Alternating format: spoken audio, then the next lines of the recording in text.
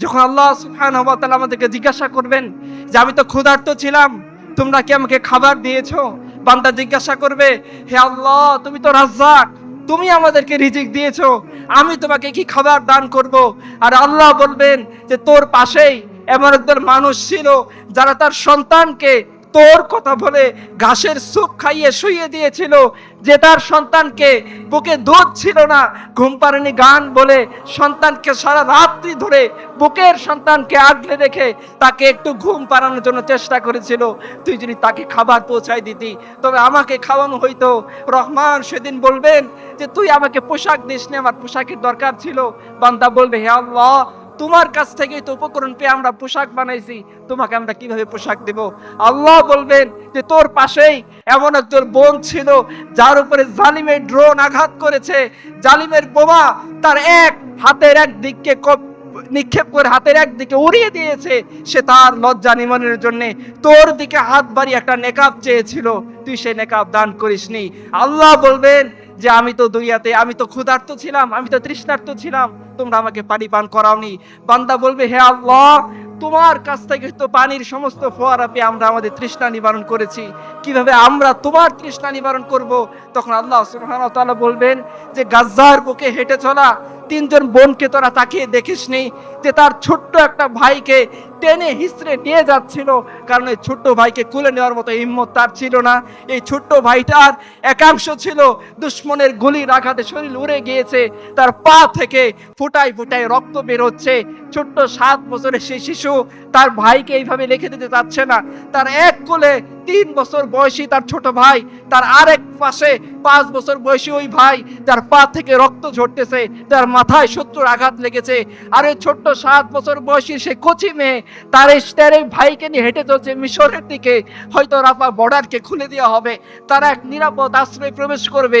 তুই কি তাকে দেখিসনি যে মরুভূমির সেই বালুকণার ভিতরে, তীব্র উত্তাপের ভিতরে এই ছোট বাচ্চাটা তৃষ্ণার্ত অবস্থায় দুনিয়া থেকে চলে গিয়েছে, আর তুই গরমের মধ্যে স্যুপ খেতে খেতে, গরমের মধ্যে কোল্ড ড্রিঙ্কস খেতে খেতে তুই আমার সাথে তামাশা করতেছিলি, তোর মনে নেই? উম্মতে মুসলিমা, প্রস্তুত হও সেই দিনের জন্য যখন তোমাদেরকে তোমাদের রবের সামনে দাঁড় করিয়ে দেওয়া হবে এবং তোমাদের রব তোমাদের সমস্ত আমলনামার ব্যাপারে জিজ্ঞাসা করবেন। আমাদের রব জিজ্ঞাসা করবেন যে তোমাকে যৌবন দিয়েছিলাম, তুমি সেটা কোন কাজে কাটাইছো? আমার রব জিজ্ঞাসা করবেন, তোমাকে ইলম দিয়েছিলাম, কোন কাজে কাটাইছো? তোমাকে আমি হায়াত দিয়েছিলাম, কোন কাজে কাটাইছো? উম্মতে মুসলিমা, তোমাদের হায়াত চলতেছে, মওত তোমার দোরগোড়ায় দাঁড়িয়ে আছে। এমন একটা সময় আসবে জবানকে আল্লাহ বন্ধ করে দিবেন, চোখকে আল্লাহ তাআলা কথা বলার ক্ষমতা দিবেন, হাতকে আল্লাহ তাআলা কথা বলার ক্ষমতা দিবেন। প্রত্যেকটা হাত, প্রত্যেকটা পা, প্রত্যেকটা চোখ সেদিন সাক্ষ্য দিবে, যখন একদিকে উম্মতে মুসলিমা কুফফার শক্তির সামনে দাঁড়িয়ে বুক পেতে ছোট্ট একটা শহরের কিছু মানুষ পুরা কুফফার শক্তিকে তাক লাগিয়ে দিয়েছিল। তখন তুমি রং তামাশার মধ্যে ছিলা, তখন তুমি বন্ধু বান্ধবের সাথে ট্যুরে গিয়েছিলা, তখন তুমি তোমার কার চালিয়ে এমন ভাবে গরিবের উপরে কাদাকে লেপ্টে দিয়েছো, তুমি মনে করেছো তুমি জমিনের বাদশা। তুমি এমন অবস্থায় দিন কাটিয়েছো, বউর সাথে মজ মাস্তি করেছো, পোলাপানের সমস্ত ইচ্ছাকে পূরণ করেছো, কিন্তু তুমি উম্মতে মুসলিমার জন্য, উম্মতে মুহাম্মদের জন্য, গাজ্জার মুসলমানের জন্য, কাশ্মীরের জন্য, ফিলিস্তিনের জন্য, আরাকানের জন্য তুমি কিছু করনি। সেই রবের সামনে তোমরা সবাই হিসাব দেওয়ার জন্য প্রস্তুত হয়ে উম্মতে মুসলিমা তোমরা স্মরণ করো তোমাদের নবীজির কথা। হে অডিয়েন্স ভাইয়েরা, স্মরণ করেন আপনার নবীজির কথা। একটা বাচ্চা শিশু দাঁড়িয়ে আছে ঈদুল ফিতরের দিন, রাসূলুল্লাহ সাল্লাল্লাহু আলাইহি সাল্লাম যাচ্ছেন, তিনি যখন ঈদগাহর দিকে হাঁটা দিচ্ছেন, দেখছেন এই বাচ্চাটা কাঁদতেছে। জিজ্ঞাসা করছেন, বাবু তুমি কাঁদতেছে কেন? বলতেছে, হে ইয়া রাসূলুল্লাহ, আমার পিতা তো যুদ্ধে শহীদ হয়ে গিয়েছে, আমার মা অনেক আগে মারা গিয়েছে। ঈদের দিন দেখলাম অনেক বাচ্চারা সুন্দর সুন্দর পোশাক গায়ে দিয়ে তার বাবার হাত ধরে ঈদগাহে যাচ্ছে, আমারও খুব ইচ্ছে করতেছিল আমি ছোট্ট মানুষ বাবার হাতটি ধরে ঈদগাতে আপনার পিছনে গিয়ে আপনার ইমামতিতে নামাজ আদায় করব, কিন্তু আমার সেই পিতা নেই, আমার এমন কোনো মা নেই যে আমার খোঁজ খবর নিবে ঈদের দিন আমি একটু মিষ্টান্ন খাইছি কিনা, আমি একটা সুন্দর পোশাক পরছি কিনা, আমি আমার বাবার সাথে ওযু করে ঈদগাহে গেছি কিনা। এই জন্য আমার খুব কষ্ট লাগতেছে, আমি একাকে এই কোনায় দাঁড়িয়ে আছি। উম্মতে মুসলিমা শুনে রাখেন, আপনাদের নবী এই বাচ্চাকে হাত ধরে বাসায় নিয়ে গিয়েছেন, খাবার খাইয়েছেন। হুসাইন রাদিয়াল্লাহু আনহুকে যে পোশাক তিনি দিয়েছিলেন ঈদের দিন, ওই পোশাক তিনি পরিয়েছেন এবং তিনি বলেছেন যে এই বাচ্চা তুমি কি এতে সন্তুষ্ট নও? আজকে থেকে মুহাম্মদ রাসূলুল্লাহ তোমার পিতা, আয়েশা তোমার মা। আমরা হয়তো গাজ্জার সে ছোট্ট সন্তানকে ধরে বলতে পারিনি যে ভাই, প্রিয় বোন, 7 বছরের বোন আমার, তোমার বাবা মারা গেছে, তুমি চিন্তা করো না, তোমার বড় ভাই তোমার সামনে দাঁড়িয়ে আছে, দুশ্মনের দিকে যে গুলি প্রথম আসবে সেটা তোমার এই ভাই বুক পেতে তোমাকে দুশ্মনের সামনে থেকে রক্ষা করবে। আমরা ওই ছোট্ট বোনকে বলতে পারিনি যে জীবনে যার শরীরে কোনোদিন সূর্যের আলো লাগেনি, তাকে যখন ইহুদি এই বদমাশরা টেনে হিসড়ে তার নেকাব খুলে ফেলছিল, আমার পাকড়িটা দিয়ে তাকে বলতে পারিনি, বোন, তোমার যে ভাই যাকে তুমি মুনাফিক মনে করো, সে তার নিফাককে দূর করার জন্যে, সে তার ইমানকে পূর্ণ করার জন্যে যে পাগড়ি বেঁধেছিল তোমার জন্যে, আজকে সে পাগড়ি তোমাকে দিয়েছে তোমার জন্যে। এবং দেখো, তোমরা চোখ খুলে তাকিয়ে দেখো, তোমার সেই অথর্ব, তোমার সেই মুনাফিক ভাই তার মুনাফিকের নাজরানাকে মিটানোর জন্যে, তার ইমানের তাকাজাকে প্রকাশ করার জন্যে সে তোমার পাশে দাঁড়িয়ে আছে। নাও, তুমি তোমার এই ভাইয়ের পাগড়িটা নিয়ে তুমি তোমার লজ্জাকে নিবারণ করো।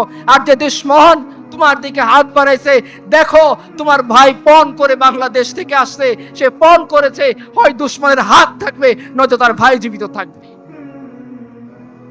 তা আমরা যতক্ষণ পর্যন্ত আমাদের এই কথাগুলোকে আমরা বাস্তবে রূপায়ণ না করতে পারবো, আমরা যতক্ষণ পর্যন্ত সেই কথার দিকে ফিরে আসতে না পারবো, রাসূলুল্লাহ সাল্লাল্লাহু আলাইহি সাল্লাম বলেছেন যে তোমাদের সামনে এমন একটা দিন আসতেছে, তোমাদেরকে কাফেররা, তোমরা যেভাবে দস্তরখানা বিছিয়ে তোমরা মেহমানকে ডাকো খাবার খাওয়ার জন্য, কাফেররা তোমাদেরকে এইভাবে মারার জন্য ডাকবে। তখন সাহাবায়ে কেরাম জিজ্ঞাসা করছেন, ইয়া রাসূলুল্লাহ, তখন কি আমরা সংখ্যায় কম থাকবো না বেশি থাকবো? রাসূলুল্লাহ সাল্লাল্লাহু আলাইহি সাল্লাম বলেছেন যে না, তোমরা সংখ্যায় কম থাকবে না, তোমরা সংখ্যায় বেশি থাকবা, কিন্তু তোমাদের অবস্থা হবে সমুদ্রের মধ্যে ভাসমান ফেনার মতো। সাহাবায়ে কেরাম জিজ্ঞাসা করেছেন, ইয়া রাসূলুল্লাহ, এই অবস্থা কেন হবে? বলছে, তোমরা দুনিয়াকে আঁকড়ে ধরে থাকবা, মৃত্যুকে ভুলে যাবা, তোমরা কৃষিকাজের ভিতরে লিপ্ত হবা, তোমরা জিহাদকে ছেড়ে দিবা। যে হাদিসটা আমার প্রিয় ভাই কিছুক্ষণ আগেই বলে গেলেন, আমাদের জীবনের সাথে হাদিসটা মিলাই। আজকে আমরা দুনিয়াকে এত বেশি পছন্দ করি, কখনো মরতে চাই না। আজকে দুনিয়াকে এত বেশি পছন্দ করি, আল্লাহর দিন মেনে চলতে চাই না। আজকে দুনিয়াকে এত বেশি পছন্দ করি যে আমার অসহায় মজলুম ভাই বোনের জন্য আমি আমার জবানটাকে উচ্চবাচ্য করতে পারি না। আমি এমন অবস্থায় আমার জীবন যাপন করি, আমার পরিবারের জন্য খাবার মজুদ আছে, আমার সংসারের জন্য খাবার মজুদ আছে, আমার বাচ্চার দুধ মজুদ আছে, কিন্তু যে সমস্ত অসহায় মজলুম ভাই বোনেরা মাসের পর মাস, বছরের পর বছর নিজেদেরকে আল্লাহ সুবহানাহু ওয়া তাআলার সামনে দাঁড় করিয়ে শাহাদাতের নজরানা পেশ করতেছেন, যারা সে শিয়াবে আবু তালিবের মতো হাড্ডিসার হয়ে মারা যাচ্ছেন, যে সমস্ত উম্মার মায়েরা তার বাচ্চাকে ঘাসের স্যুপ খাইয়ে ঘুমানোর জন্য পিরাপিরি করতেছেন, যে সমস্ত বোনেরা তার লজ্জা নিবারণের জন্য বালু ধুলা দিয়ে নিজের শরীরকে ঢেকে নিচ্ছেন, এবং কি ঘুমানোর আগে পর্যন্ত তারা বোরখা পরে ঘুমাচ্ছেন, না জানি কখন দুশমনের বোমের আঘাত তার বাসার উপরে এসে পড়ে, তিনি মৃত্যুবরণ করেন, আর তার সাংবাদিক ছবি তোলার জন্য তার সতর উন্মুক্ত হয়ে যায়। এই দৃশ্য থেকে বাঁচার জন্য যিনি ঘুমের মধ্যেও বোরকা পরিধান করে ঘুমাচ্ছেন, সেই সমস্ত সম্মানিত মুসলমানদের বোনদের সামনে দাঁড়িয়ে আমরা বলতে পারিনি যে তুমি যে এতদিন প্রত্যাশা করতেছিলা সালাউদ্দিন আইয়ুবীর জন্য, তুমি যে প্রত্যাশা করতেছিলা